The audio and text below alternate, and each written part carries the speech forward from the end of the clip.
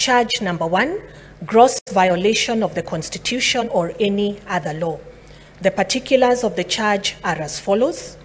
Whereas Article 179(4) vests Deputy Chief Executive power on the Deputy Governor, and whereas in consideration of the provisions of Article 10 and 73(1) A, 3 and 4 of the Constitution of Kenya 2010, insofar as it connotes the manner in which a state officer is expected. I,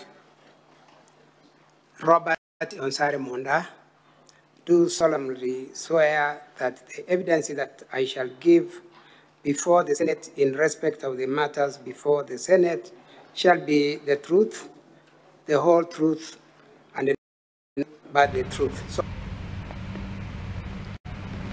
na koromera iria ciumanite